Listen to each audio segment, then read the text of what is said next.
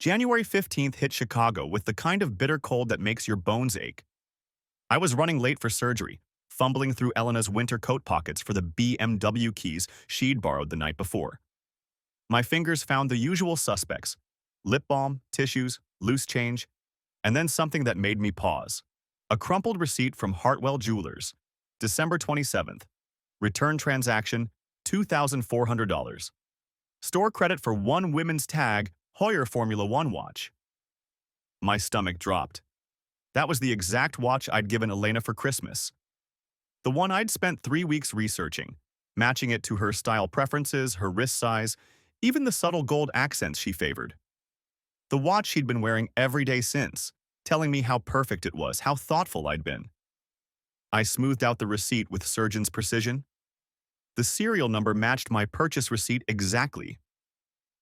But Elena was still wearing the watch.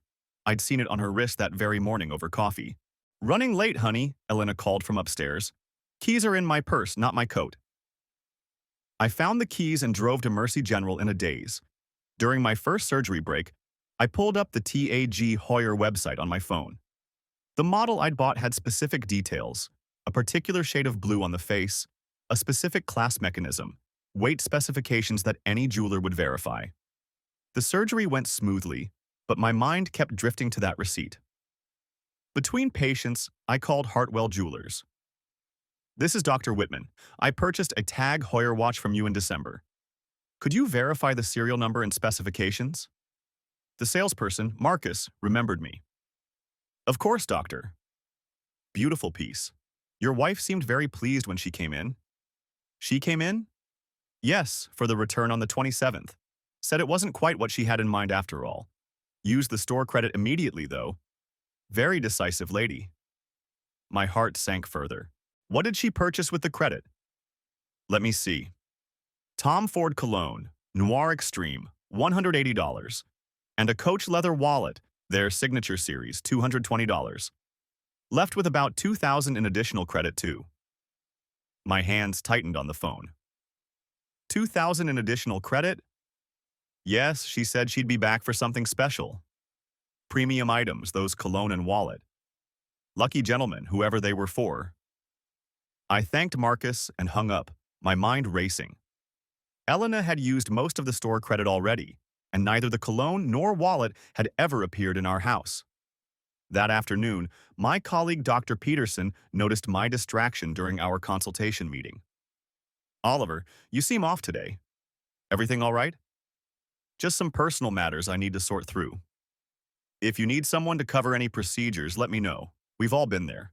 I appreciated his offer, but knew I needed to maintain my professional responsibilities while dealing with this crisis. Surgery required complete focus, and my patients deserved nothing less. That evening, I watched Elena prepare dinner with new eyes. When she reached for the salt, I studied her wrist. The watch looked right from a distance, but something felt off. The metal band seemed lighter. The face, under our kitchen's bright LED lights, looked slightly different. "Beautiful watch," I said casually. The same compliment I'd given dozens of times since Christmas. "Oh, you know I love it," Elena smiled, that same bright expression she'd worn for weeks. "Perfect fit, perfect style. You really outdid yourself. The blue face really suits you." She hummed, not looking down at the watch. "You have such good taste." I noticed she didn't actually acknowledge the color comment. The original had a deep navy blue face with silver accents. What she was wearing looked more generic. "Mind if I take a closer look?" "I'm still proud of that choice." Elena's smile faltered almost imperceptibly. "Of course, but I'm in the middle of just for a second." She extended her wrist, and I examined the watch under our bright kitchen lights. The weight was wrong immediately. The original had been substantial, solid Swiss engineering. This felt hollow, cheap. The blue was too bright, the metal too shiny. Even the Tag Heuer logo looked slightly off. The font wasn't quite right. "Interesting," I said, releasing her wrist. "Looks great in this light." "Thanks, honey. Now let me finish dinner before it burns." After she went to bed, I retrieved my original receipt from my desk drawer and compared every detail. The model number, specifications, even the warranty information. Everything matched what Elena had allegedly returned, except she was wearing something that clearly wasn't the same watch. I spent the next 2 hours researching TAG Heuer knockoffs online. There it was on a discount jewelry site. A $89 replica that looked nearly identical to the $2,400 original. Indistinguishable from authentic, the description claimed. Same styling, similar weight, precise timekeeping. Close enough to fool someone who wasn't looking carefully. Close enough for Elena to wear while maintaining her charade. But the receipt showed she'd spent $400 of the store credit immediately on men's cologne and a wallet. High-end items that had never appeared in our house. That left her with $2,000 in credit at Hartwell Jewelers, enough for several more expensive purchases. The next morning, I called Marcus again before my first surgery. Marcus, this is Dr. Whitman again. Has my wife made any additional purchases with her store credit? Let me check. Yes, actually. She came in on January 8th, used $1,200 of the remaining credit for a men's Rolex Submariner. Beautiful piece. Said it was for someone very special. My blood ran cold. A men's Rolex? Yes, stainless steel. The gentleman she was with seemed very pleased with the selection. She was with someone? Oh yes, handsome fellow. Tall, athletic. They seemed very close. I assumed it was her brother or something, the way they were together. I managed to finish the call professionally, but my hands were shaking. Elena had not only returned my gift and replaced it with a fake, she'd used my money to buy expensive presents for another man.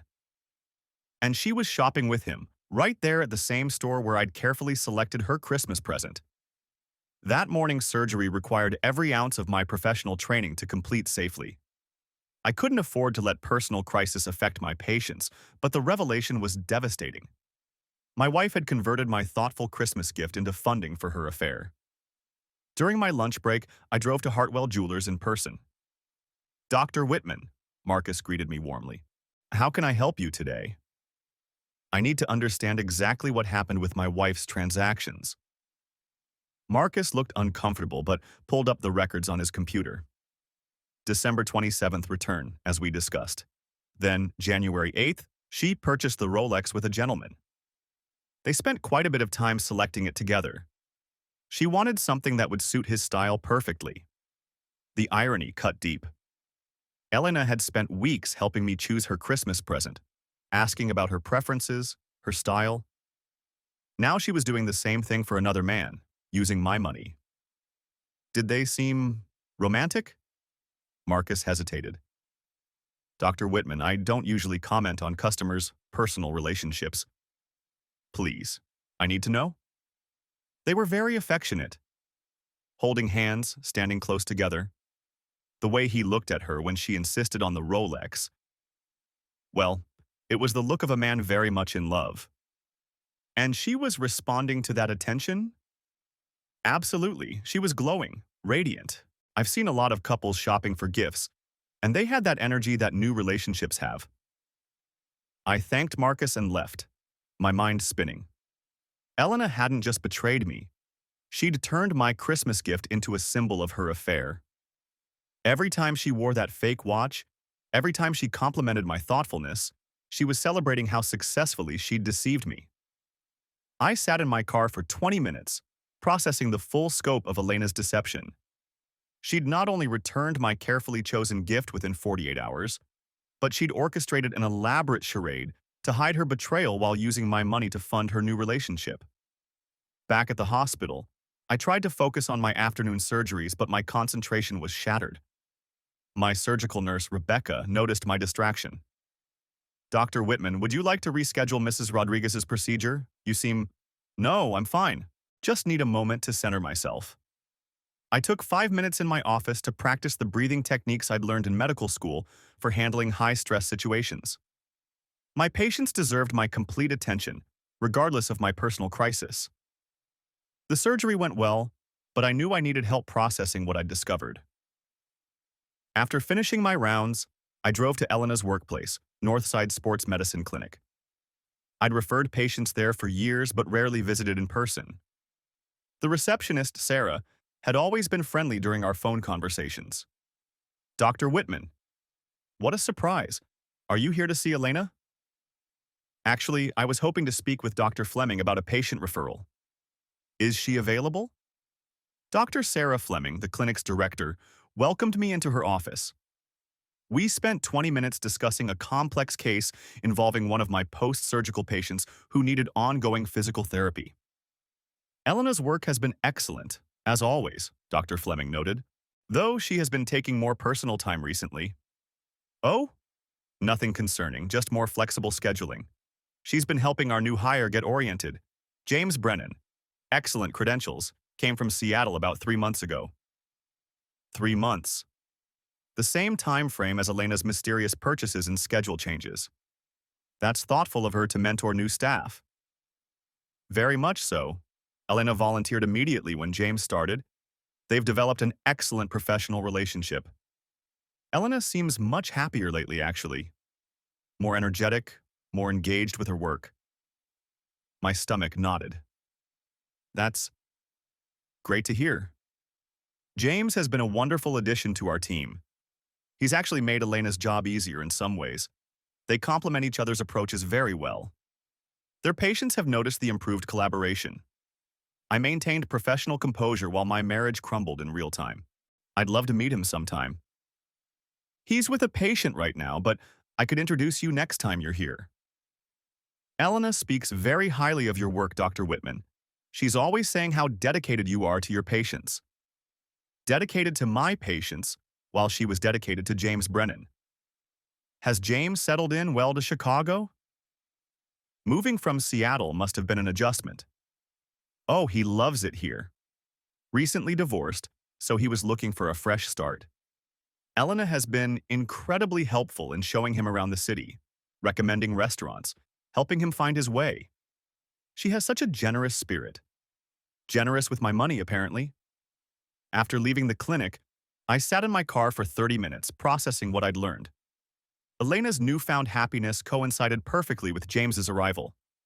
Her flexible scheduling, her unexplained absences, her sudden interest in expensive men's gifts, it all pointed to one conclusion, but I needed more evidence before confronting her. Elena was clearly skilled at deception, and I couldn't afford to give her the opportunity to create new lies or cover her tracks. That evening, I observed Elena more carefully during dinner. She was indeed happier, more animated than she'd been in months. Her phone buzzed frequently, and each time she checked it, she smiled. "Work busy today?" I asked. "Oh, you know how it is. New protocols with the new hire. James is really dedicated, always asking questions, wanting to improve his technique. Sounds like he's fitting in well." "Very well. The patients love him, and he's brought some fresh perspectives to our treatment approaches." Her face lit up when she talked about James, the same way it used to light up when she talked about me, back when we were first dating. "What kind of fresh perspectives?" "Oh, techniques he learned in Seattle. Different approaches to sports injury rehabilitation. He's actually taught me some new methods. Maybe I should meet him sometime. Professional courtesy." Elena's smile flickered. "Maybe. Though you're so busy with your surgical schedule, I could make time. Of course.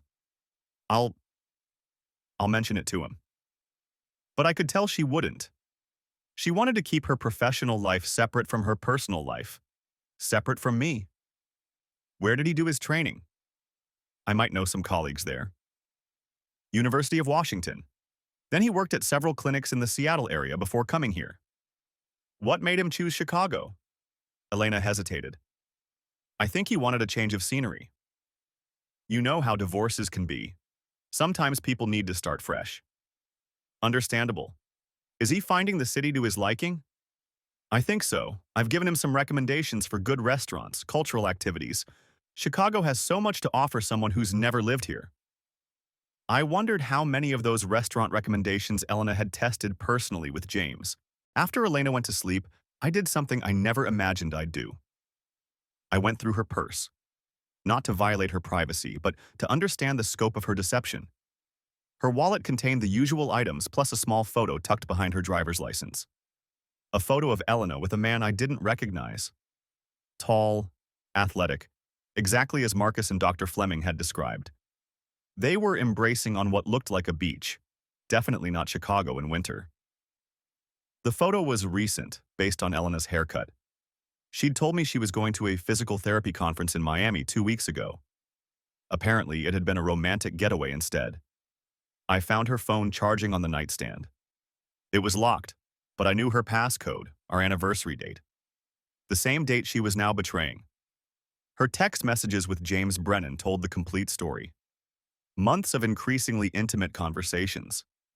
Professional discussions that gradually became personal, then romantic, then explicitly sexual. Plans for secret meetings, declarations of love, discussions about their future together. The most recent exchange made my blood run cold. James, I love the Rolex. You have incredible taste. Elena, only the best for you. Oliver will never know where the money came from. James, are you sure about this? Using his gift money feels... Elena, he's so busy with work, he doesn't pay attention to anything else. Besides, he can afford it. James, when are you going to tell him about us? Elena, soon. I just need to figure out the right timing. But earlier messages revealed a different story. Elena, Oliver and I haven't been intimate in months. We're basically roommates at this point. James, that must be so lonely for you. Elena, it is. But meeting you has changed everything. The lie was breathtaking. We'd been intimate just 3 nights ago. Elena was crafting a narrative for James that painted me as a neglectful husband while presenting herself as a trapped, lonely wife. I scrolled through weeks of messages, finding elaborate deceptions for both of us. She told James I was emotionally distant and financially controlling. She told me James was just a colleague who needed professional mentoring. One message thread from early January showed the planning for the Hartwell Jewelers shopping trip. Elena, I want to get you something really special. Something that shows how much you mean to me. James, you don't need to spend money on me. Elena, I want to. I have store credit from returning some jewelry. Might as well put it to good use. James, what kind of jewelry did you return? Elena, just a watch. Oliver got me. Wrong style entirely. He doesn't really know my taste. The casualness of it was devastating. My carefully chosen Christmas gift dismissed as wrong style entirely, when she'd praised it effusively to my face. Another exchange from mid-January. James, this cologne is amazing. Where did you find it? Elena, I have good taste in men's fragrances. Question mark? Question mark. James, you have good taste in men, period. Elena, I'm learning that. Finally found someone who appreciates me. The cologne, purchased with my Christmas gift money, discussed as if Elena had chosen it independently rather than converting my thoughtful present into cash. I put the phone back and went to my study, where I spent the rest of the night documenting everything I'd discovered. The receipt, the phone messages, the photo, the timeline of lies and deceptions. By dawn, I had a complete picture of Elena's double life. She'd been systematically lying to both James and me for months, using my money to fund their relationship while planning to eventually leave me for him. The next morning, Elena left for work at her usual 7:30. I'd already called in to reschedule my morning surgeries, something I never did. My colleague Dr. Peterson had agreed to cover for me without question. Take the time you need, Oliver. Whatever's going on, your patients will be here when you get back. Instead of going to the hospital, I followed Elena. She drove directly to the clinic, but instead of going inside, she met James in the parking lot. They embraced passionately, the kind of embrace reserved for lovers, not colleagues. Then they got into his car together and drove away. I followed at a distance as they went to a small cafe on the north side. Through the window, I watched them hold hands across the table, share intimate conversation, laugh together with obvious affection. Elena was supposed to be seeing patients. Instead, she was on a romantic breakfast date with James, lying to her employer just as casually as she lied to me. They shared food from each other's plates, the kind of intimate gesture that speaks of physical comfort and emotional closeness. James reached across to brush a crumb from Elena's cheek, and she caught his hand, holding it against her face with obvious affection. When they finally prepared to leave after an hour, James walked around the table to pull out Elena's chair, a gentlemanly gesture she clearly appreciated. They kissed goodbye in the parking lot, a passionate embrace that lasted nearly a minute. Elena returned to the clinic while James drove to what I assumed was his apartment building. I noted the address, then returned to my car to process what I'd witnessed. That afternoon, I called Dr. Fleming again. Dr. Fleming, I'm following up on that patient referral. Will Elena be available this week for consultation? Let me check her schedule. She's been taking more personal time lately, but I can arrange something. Actually, she called in late this morning, said she had a family emergency, but she should be back tomorrow. Family emergency. Elena had no family emergencies that morning, just a romantic breakfast with James. No problem. I'll call back tomorrow. Is everything all right, Dr. Whitman? You sound concerned. Just want to ensure continuity of care for my post-surgical patients. Elena's work has always been excellent. Absolutely. Though I must admit her scheduling has become less predictable recently. I've had to reassign a few of her regular patients to other therapists when she's taken unexpected time off. This was worse than I'd realized. Elena's lies weren't just affecting our marriage, they were impacting her professional responsibilities and patient care. I was building a case, documenting Elena's professional lies alongside her personal ones. Her deception wasn't limited to our marriage. She was lying to her employer, her colleagues, everyone around her to maintain her affair. That evening, I confronted Elena indirectly, testing the depth of her deceptions. How was work today? Any interesting cases? Oh, the usual. Mrs. Henderson's shoulder is improving nicely, and James had some questions about treatment protocols. James seems to need a lot of guidance. He's just thorough. Wants to make sure he's following best practices. Admirable. Did you work with him directly today? Elena didn't hesitate. Of course. We reviewed several cases together. Another lie. Elena had spent her morning having breakfast with James, not working with him professionally. What kinds of protocols were you discussing? Rotator cuff rehabilitation techniques. James has some innovative ideas from his Seattle experience. She was creating elaborate fictional details to support her lies, speaking with the confidence of someone who'd been practicing deception for months. I was thinking about your Miami conference last month. How was the training? Very informative. New techniques in sports injury rehabilitation. Learn anything you can apply here? Definitely. James was actually asking about some of the approaches they discussed. More lies. Elena had been on a romantic vacation with James, not attending a professional conference. Which techniques specifically? Elena provided detailed descriptions of rehabilitation methods she'd supposedly learned in Miami, complete with technical terminology and implementation strategies. The lies flowed so naturally that I wondered how long she'd been practicing this level of deception. I continued this pattern for several days, asking innocent questions that revealed Elena's elaborate deception. She lied effortlessly, creating detailed fictional accounts of work events that never happened, always incorporating James into her stories in professional contexts while concealing their romantic relationship. Meanwhile, I used my lunch breaks to conduct more surveillance.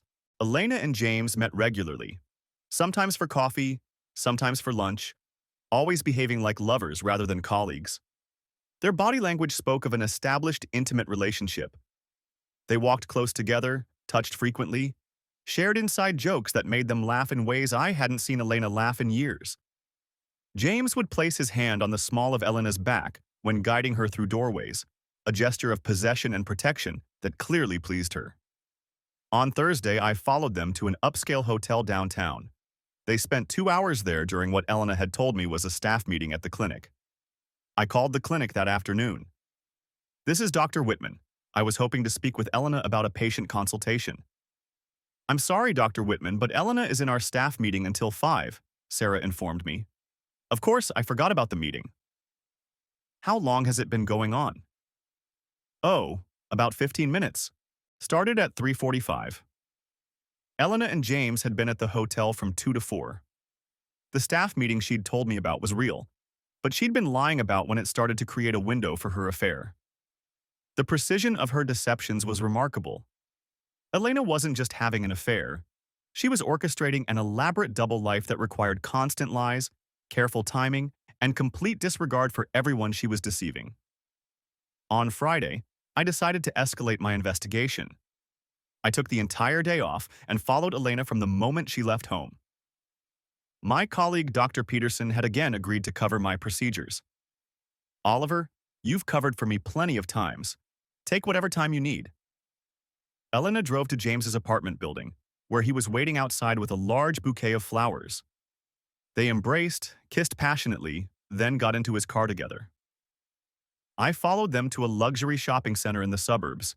They spent 3 hours shopping together, visiting jewelry stores, clothing boutiques, and high-end electronics retailers. At each location, Elena made purchases using what appeared to be credit cards. Based on the size of the shopping bags, she was spending significant amounts. In the electronics store, I watched through the window as Elena purchased an expensive tablet for James. In the clothing boutique, she bought him several shirts and a leather jacket. At each purchase, James protested that she didn't need to spend money on him, but Elena insisted, clearly enjoying the role of generous benefactor. At the final jewelry store, I positioned myself where I could observe through the window. Elena and James were examining expensive watches together. The salesperson brought out several options, and James tried on each one while Elena offered opinions. They settled on a Tag Heuer, not the same model as my original gift to Elena, but from the same prestigious brand. Elena handed over a credit card, and the purchase was completed with obvious satisfaction from both of them. James kissed her gratefully, and Elena's face showed genuine joy at his pleasure. Watching Elena buy James a TAG Heuer watch with our joint credit card while wearing a fake version of the TAG Heuer I'd given her for Christmas felt like the ultimate betrayal. She was recreating our gift-giving relationship with her lover, using my money to fund the experience. I followed them back to James's apartment, where they spent the rest of the afternoon. Elena didn't emerge until 5:30, just in time to drive home and maintain the pretense of a normal workday. That evening, she arrived home with her usual cheerful demeanor, but I noticed she'd changed clothes since leaving James's apartment. She was being careful to eliminate any physical evidence of their time together. How was work, honey? Busy day. Several challenging cases. James and I worked on a new treatment protocol. Sounds productive. Very much so. We're developing a really effective partnership. That was one way to describe it. Any interesting purchases today? I noticed some charges on our credit card. Elena's smile faltered slightly. Just some work clothes, professional wardrobe updates. Of course. Important to look professional. Exactly. Dr. Fleming mentioned that first impressions matter with patients, but Elena hadn't bought work clothes. She'd bought expensive gifts for James, including a watch that probably cost more than most people's monthly salary. I spent that weekend reviewing our credit card statements from the past 3 months with forensic precision. The pattern was clear and devastating. Charges at restaurants, hotels, and luxury retailers, always on days when Elena claimed to be working late or attending professional events. The amounts were staggering. Elena had spent nearly $15,000 of our joint money on her affair with James. Dinners, hotels, gifts, spa treatments, shopping expeditions, a complete romantic relationship funded entirely by my income. Restaurant charges showed a pattern of expensive dinners for 2 at romantic establishments across Chicago. Hotel charges included weekend stays at luxury resorts during Elena's supposed continuing education seminars. Retail charges covered everything from clothing to jewelry to electronics, all gifts for James. Meanwhile, she continued wearing the fake TAG Heuer, continuing to praise my Christmas thoughtfulness, continuing to maintain the elaborate fiction that she valued my gifts while secretly converting them into resources for her affair. On Monday, I made an appointment with a private investigator. Dr. Whitman, The investigator, Patricia Collins, greeted me professionally. "How can I help you?"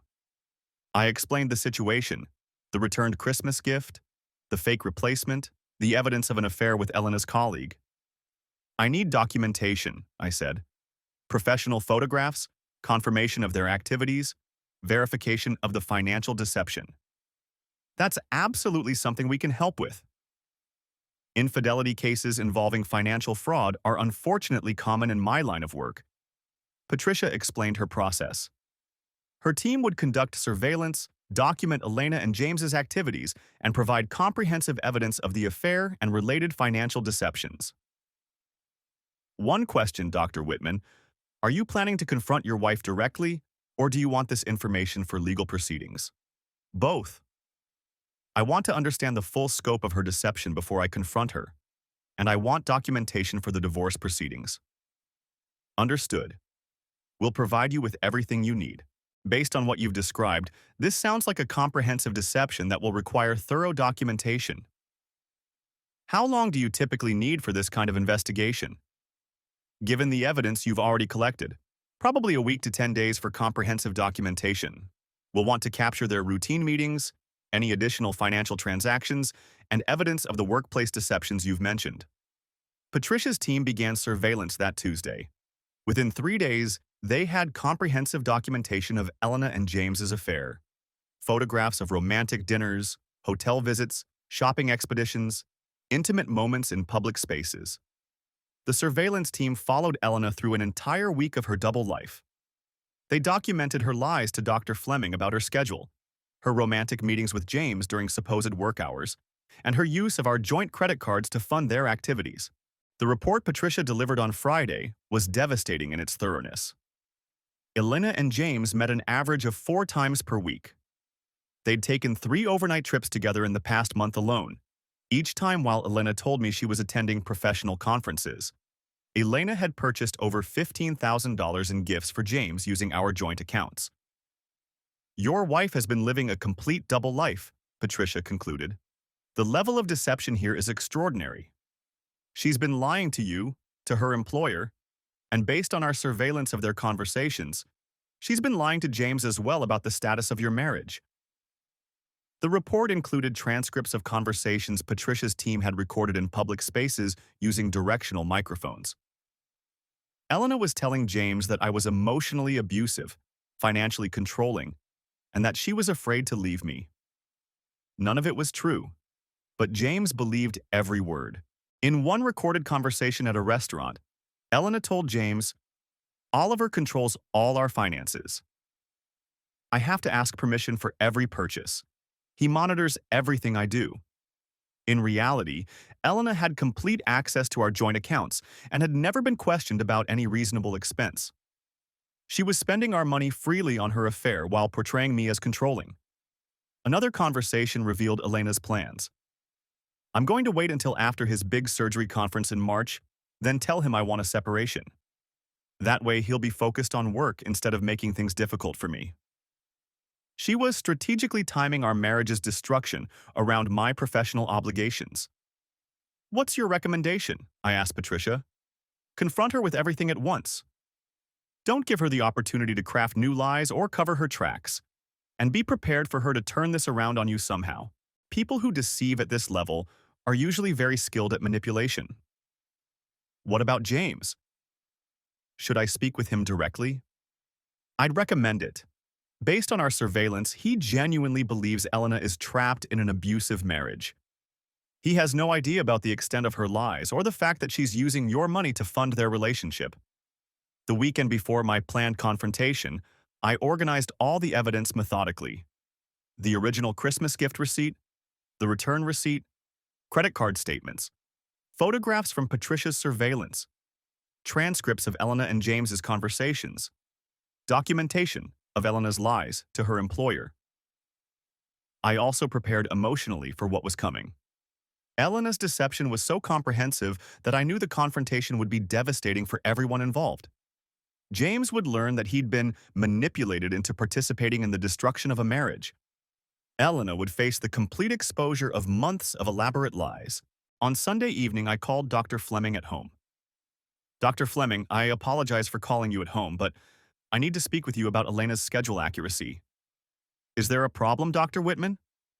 I'm afraid there is. Elena has been misrepresenting her work schedule to both of us. I have documentation of multiple instances where she claimed to be working when she was actually engaged in personal activities. Dr. Fleming was silent for a long moment. That's a very serious accusation. I have proof. Elena has been calling in sick or claiming to attend work events while actually spending time with James Brennan in a romantic capacity. I can provide you with dates, times, and photographic evidence. Dr. Whitman, if what you're saying is true, this creates significant liability issues for our clinic. Patient care could have been compromised by unauthorized absences. I understand completely.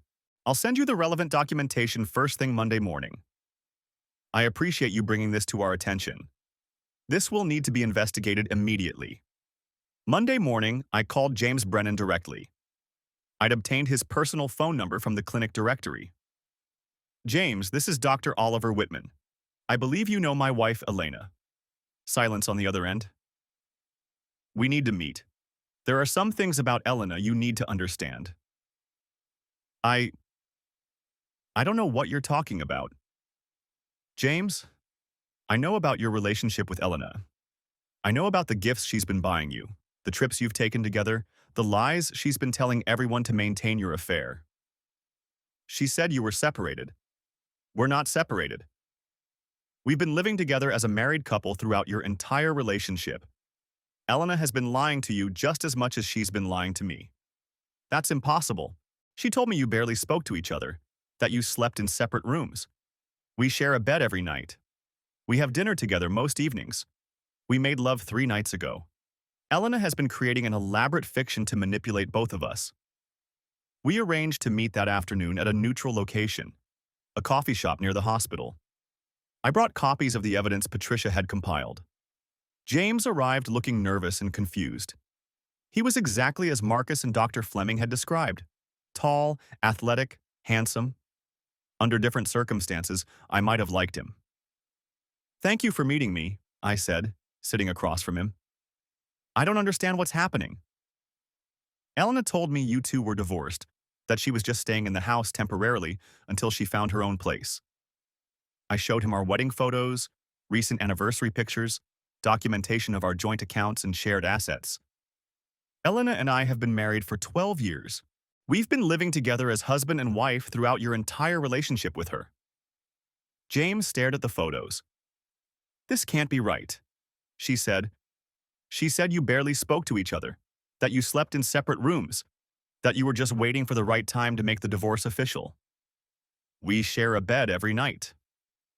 We have dinner together most evenings. We're planning a vacation to Italy this summer.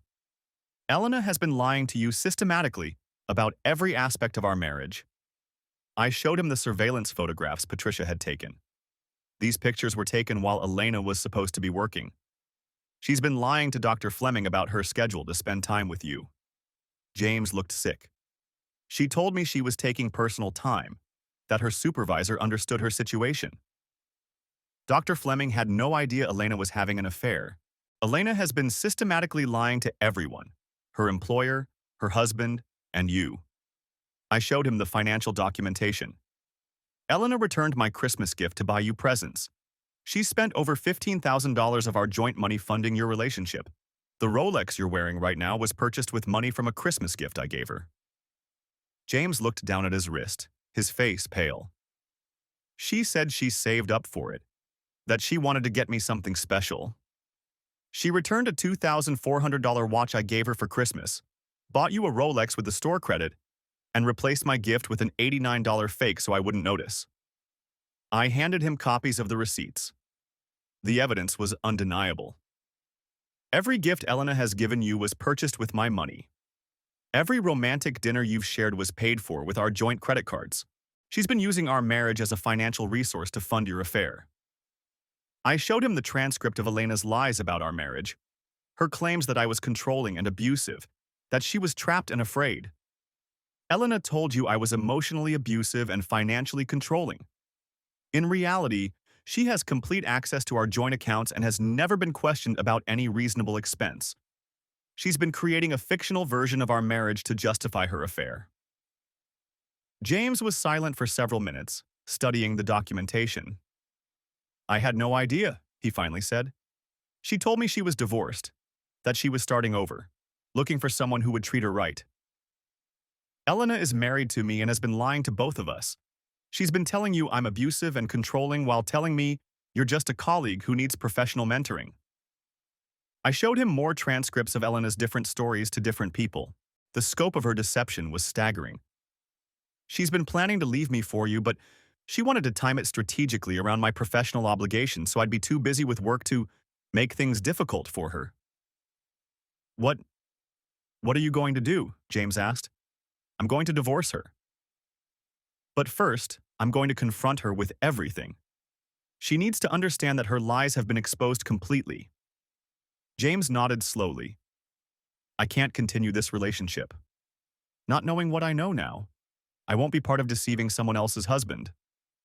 I appreciate that. Elena has been manipulating both of us. Should I tell her I know? That's up to you. But I'd suggest you end it quickly. Elena is very skilled at manipulation. She'll try to convince you that everything is my fault somehow. Will she try to contact me after you confront her? Probably. She'll likely try to convince you that I'm lying or that I've manipulated the evidence somehow. James left that meeting visibly shaken. I felt sorry for him. He'd been genuinely deceived by Elena's lies, believing he was helping a lonely woman escape an unhappy marriage when he was actually participating in the destruction of a stable one. The next evening, Tuesday, February 18th, I prepared for the final confrontation. I arranged every piece of evidence on our dining room table with surgical precision: receipts, photographs, credit card statements, surveillance reports, phone message transcripts. I also prepared emotionally for what was coming. Elena's reaction would likely be dramatic, possibly manipulative. She might try to turn the situation around on me, claim that I'd driven her to have an affair, or attempt to minimize her deceptions. Elena came home at 7:30, claiming she'd stayed late to help James with a difficult patient. The irony wasn't lost on me. She froze when she saw the documentation spread across our table. Sit down, I said calmly, gesturing to the chair across from me. We need to discuss your Christmas present. Her face went pale, but she tried to maintain composure. Oliver, what is all this? Evidence, I replied simply. Evidence of the most elaborate deception I've ever encountered. I placed the original Christmas gift receipt next to the return receipt. December 25th, I gave you a Tag Heuer watch worth $2,400. December 27th, you returned it for store credit. Interesting timing. Oliver, I can explain. The explanation is documented right here. I showed her the store credit breakdown. Tom Ford cologne, $180. Coach wallet, $220. Men's Rolex Submariner, $1,200. Total, $1,600 in gifts for James Brennan, purchased with my Christmas gift money. Elena's hands trembled. I don't know what you think you've discovered, but I've discovered that you returned my Christmas gift within 48 hours, used the money to buy expensive presents for your lover, and replaced my gift with an $89 fake so you could continue lying to my face about how thoughtful I'd been. I reached over and unclasped the knockoff watch from her wrist, setting it next to the real receipts. Under the bright dining room lights, the quality difference was obvious. Every time you complimented this watch, every time you told me how perfect it was, you were celebrating how successfully you'd deceived me. Elena started to speak, but I continued. But the Christmas gift was just the beginning. I spread out the credit card statements. 3 months of charges at romantic restaurants, luxury hotels, expensive retailers. $15,000 of our joint money spent funding your affair with James Brennan. Her face went white. How did you... Professional surveillance. Patricia Collins's team documented everything. I showed her the photographs. Romantic dinners while you told me you were working late. Hotel visits while you claimed to be at staff meetings. Shopping expeditions while you said you were seeing patients. Elena stared at the photos of herself and James embracing, kissing, shopping together like a couple. And then there are the lies to your employer. I showed her documentation of Elena's false sick calls and fake work events. Dr. Fleming has been very concerned about your schedule irregularities. She had no idea you were having an affair. Oliver, please, let me explain. There's nothing to explain. The evidence speaks for itself. You've been living a complete double life for 3 months, lying to everyone around you to maintain your affair. I showed her the transcripts of her conversations with James. You told him I was emotionally abusive and financially controlling. You told him we were essentially divorced. You told him I didn't understand you or appreciate you. Elena was crying now, her elaborate deception crumbling in real time. Meanwhile, you told me James was just a colleague who needed professional mentoring. You praised my Christmas gift while wearing a fake. You described imaginary work events while actually spending our money on romantic getaways with your lover. I never meant for it to happen, Elena sobbed. James was going through his divorce and I was just being supportive. Supportive with my money. Supportive with lies that have been exposed completely. How long did you think this could continue? I was going to tell you. I just needed time to figure out how. You were going to tell me what? That you'd been stealing from our joint accounts to fund your affair? That you'd returned my Christmas gift to buy presents for another man? That you'd been lying to me, to your employer, to James himself about virtually everything? I showed her the final piece of evidence, documentation of Elena's lies to James about our marriage. James ended your relationship yesterday. He can't be with someone who would deceive her husband so completely. Even your lover has more integrity than you do. Elena's face crumpled. He ended it? When I showed him the evidence of your systematic deception, he was horrified. He had no idea you were married and living with me.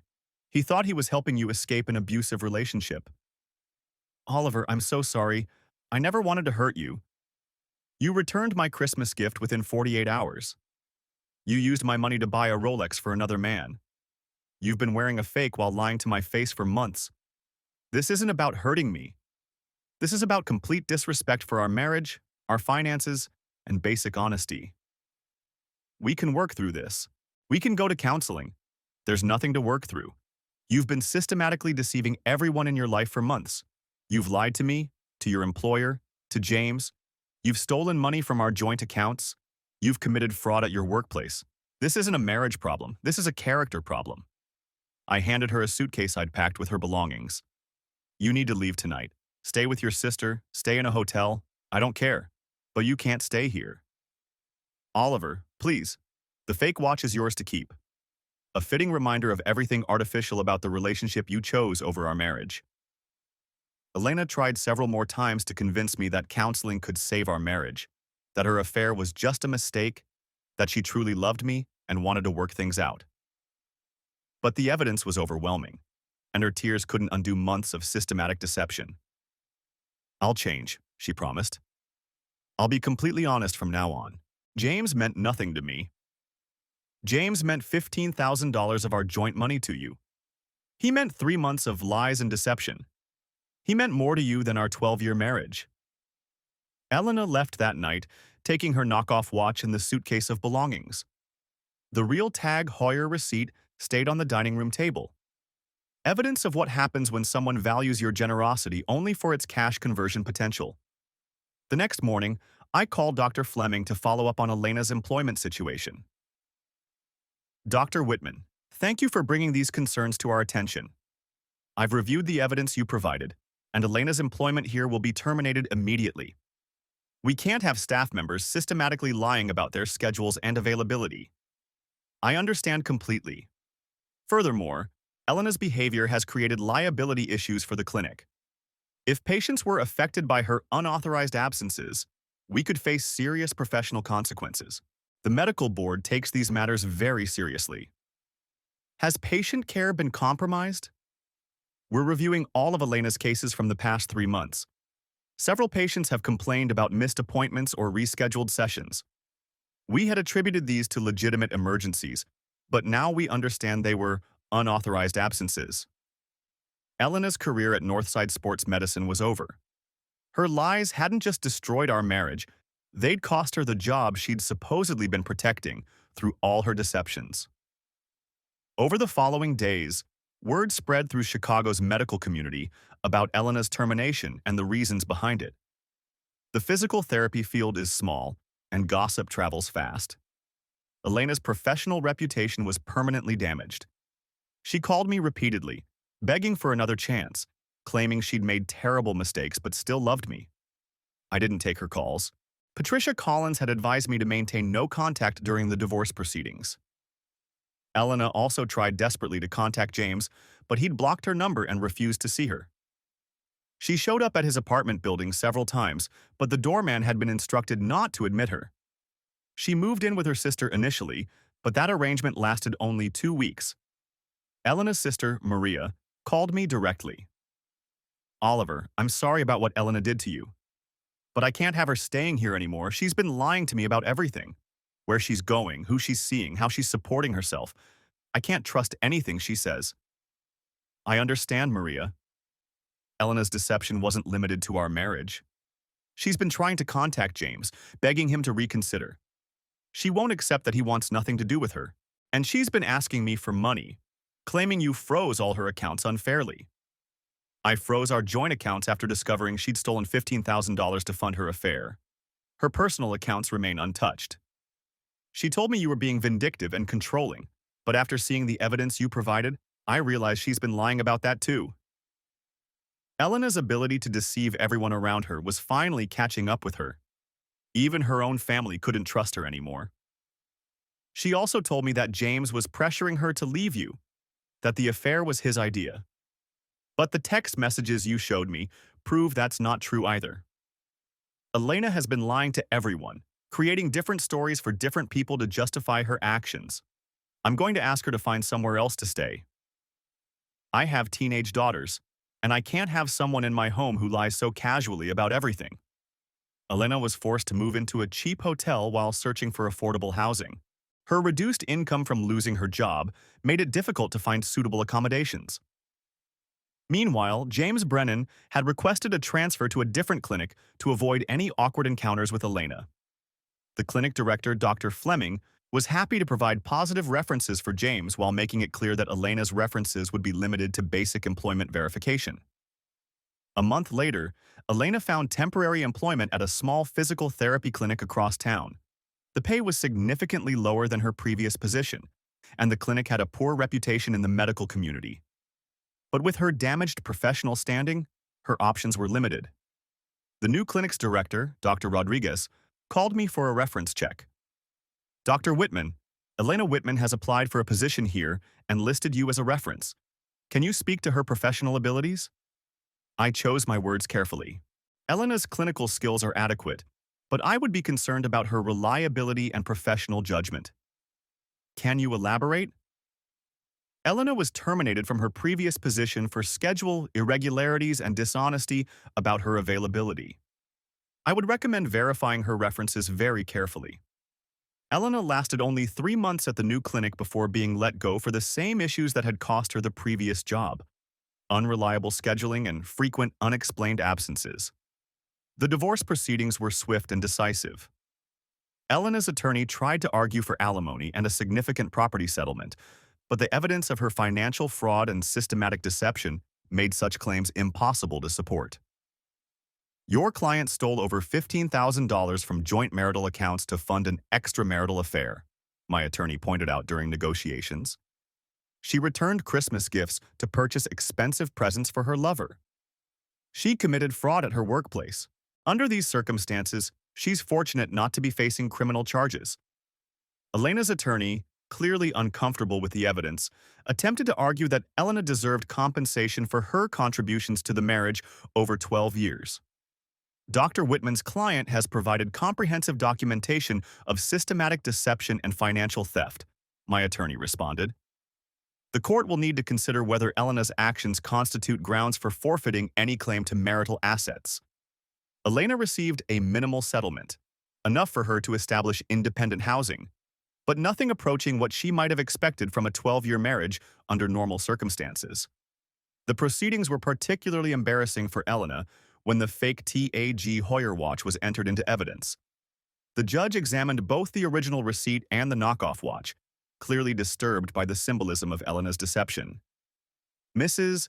Whitman," the judge said, "returning your husband's Christmas gift to purchase presents for another man represents a level of disrespect that this court finds deeply troubling." 6 months later, I ran into Dr. Fleming at a medical conference. "How are you doing, Oliver?" she asked with genuine concern. "Much better. Surgery keeps me focused." "I'm glad to hear it. I wanted you to know that Elena's replacement has been excellent. The patients noticed the difference immediately. Reliable scheduling, consistent quality of care, professional integrity." "That's good to hear." Elena's absence actually improved our clinic's overall performance. We didn't realize how much her unreliability was affecting patient satisfaction and staff morale. Sometimes removing a disruptive element reveals how much damage was being done. Exactly. James Brennan, by the way, is doing very well at his new clinic. He sent me a thank you note for providing references. He's grateful to have a fresh start where Elena's drama won't follow him. Even professionally, Elena's deception had been more damaging than anyone realized. A year later, Elena had moved to Indianapolis, starting over at yet another clinic where her history wasn't known. She'd apparently learned that Chicago's medical community had a long memory for professional dishonesty. I remained in Chicago, focused on my practice and my patients. The Tag Heuer watch incident had become something of a cautionary tale among my colleagues, a reminder that elaborate deceptions often begin with small betrayals. When residents asked me about maintaining work-life balance, I often used Elena's case as an example of what happens when someone compartmentalizes their life so completely that they lose track of basic honesty. Trust is the foundation of medicine, I'd explain to younger colleagues. When patients trust us with their health, when colleagues trust us with referrals, when spouses trust us with their hearts, that trust is built on the assumption of basic honesty. Once that foundation is damaged, everything built on it becomes unstable. The fake Tag Heuer watch sat in my desk drawer for months, a reminder of how elaborate deceptions could become. Eventually, I donated it to a charity auction. Even an $89 knockoff could help someone in need. My new watch, purchased with money I'd earned honestly, keeps perfect time. It represents something genuine, time earned through honest work, choices made with full knowledge of their true cost, relationships built on actual trust rather than elaborate deceptions. 2 years later, I heard through mutual colleagues that Elena had married a fellow physical therapist in Indianapolis. I wished them well, hoping Elena had learned something from the destruction of our marriage. But I also kept Patricia Collins's business card. Professional surveillance services have their place when elaborate deceptions need to be uncovered. The Christmas gift that started everything, the Tag Heuer watch I'd chosen so carefully, had taught me valuable lessons about authenticity. It had revealed the difference between genuine appreciation and convincing performance, between love and exploitation, between marriage and an elaborate fraud designed to fund someone else's happiness. The returned Christmas gift had given me the most expensive education I'd ever received, but also the most valuable. Some lessons are worth exactly $2,400 plus $15,000 in stolen joint assets. Others are priceless.